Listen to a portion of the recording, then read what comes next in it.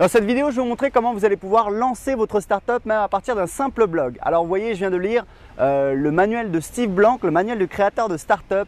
Et ça, c'est un livre indispensable si vous voulez lancer un site web, une application pour mobile ou alors si vous lancez ne serait-ce qu'un simple blog. Je vais vous expliquer en fait qu'est-ce qui fait la différence avec les stratégies d'avant. En fait, qu'est-ce qu'il explique? C'est que quand on lance une startup, eh bien écoutez, c'est pas comme si on était une boîte qui connaissait son marché, qui avait une offre, qui avait un historique de vente, qui avait des clients. Là, ça n'a rien à voir. Donc en fait, faire un business plan, je vous le disais déjà l'année dernière à la lecture du livre de Eric Ries de Lean Startup. Eric Ries qui a été un élève de Steve Blank. Steve Blank l'a aidé, il a investi dans sa boîte. C'est comme ça que Eric Ries a compris cette méthodologie et après qu'il a développé le Lean Startup. En tout cas, Steve Blank qui vous explique que quand vous commencez votre boîte sur Internet, en fait, ce que vous cherchez, c'est un business model. Donc, ce que vous allez faire, vous allez essayer le plus rapidement possible d'identifier votre business model. Et en fait, vous avez des cycles d'itération. Comment ça se passe? Vous partez d'une hypothèse. Voilà, on estime que les gens vont être intéressés, vont être prêts à payer pour tel service. Et ensuite, on va réfléchir comment est-ce qu'on va pouvoir tester cette hypothèse, comment est-ce qu'on va pouvoir la valider. Donc, ça ne sert à rien de construire un site énorme, un site parfait pour accueillir vos visiteurs. Ce qu'il faut, c'est que rapidement, vous puissiez valider si oui ou non vos visiteurs vont être intéressés. Donc, par exemple, moi, je compte lancer prochainement un service innovant. Je ne vais pas faire tout le back-office, la création automatique de comptes, etc. Non, je vais faire un sondage, je vais analyser les réponses, je vais analyser les besoins. Ensuite, je vais faire des hypothèses, je vais définir mon offre et je vais créer une page de vente. Et ensuite, eh bien, je vais envoyer cette page de vente à mes contacts. Je vais essayer de faire des ventes, ça me permet de valider. Et ensuite, ce que je vais faire, je vais prendre quelques utilisateurs qui vont pouvoir tester ce service en avant-première. Généralement, c'est des gens qui sont des précurseurs, des gens qui vont vous aider, qui vont vous épauler.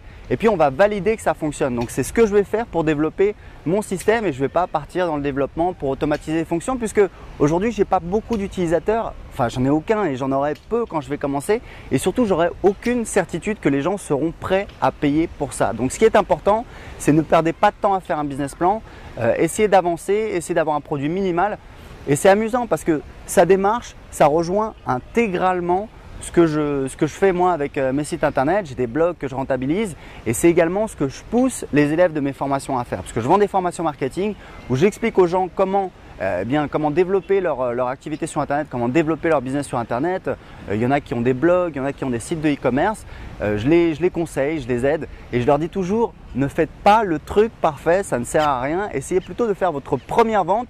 Là, j'ai lancé une nouvelle formation qui s'appelle Business Rapide pour lancer son business en 7 jours ou moins, faire sa première vente.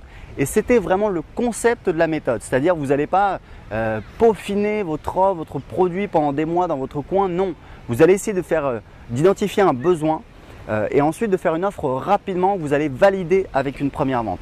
Ça va vous permettre de prendre confiance. C'est la première chose, c'est très important parce que sur Internet, ce n'est pas facile de démarrer. Ça va vous permettre de valider qu'il y a une demande, que les gens sont prêts à payer. Et ensuite, vous allez pouvoir développer votre business. Et ce qu'il faut savoir, c'est que dans le livre de Steve Blank, il explique qu'en fait, donc voilà, on fait des itérations et il y a des moments stratégiques où on se pose la question, est-ce qu'on a trouvé un bon business model ou alors est-ce qu'il faut changer? Ce qu'il appelle un pivot. Et ça, c'est très intéressant parce qu'en fait, quand vous créez une startup, vous ne créez pas une startup pour vous faire un petit boulot comme ça à côté, c'est pas un passe-temps. Vous voulez vraiment créer une grosse boîte qui va générer beaucoup d'argent. Donc, comment vous faites ça? Eh bien, vous créez une offre et ensuite derrière, vous allez balancer du trafic dessus, vous allez acheter du trafic, vous allez faire de la publicité et vous allez alimenter la machine pour sortir à l'arrivée plein de dollars. Donc c'est exactement ça. Et moi j'ai des élèves qui souvent partent de zéro et je les incite à créer un blog. Pourquoi? Parce que quand vous créez un blog, ça vous permet de partir de zéro et de créer votre offre. Parce que vous allez développer une audience, des gens qui sont intéressés par votre thématique, par ce que vous avez à dire et ensuite vous allez pouvoir créer votre premier produit. Par exemple, j'ai des élèves qui me disent voilà, j'aimerais bien faire de la publicité sur Facebook et je leur dis mais ne faites pas de publicité, vous n'avez rien à vendre, vous allez payer pour attirer des gens et ensuite qu'est-ce qui va se passer?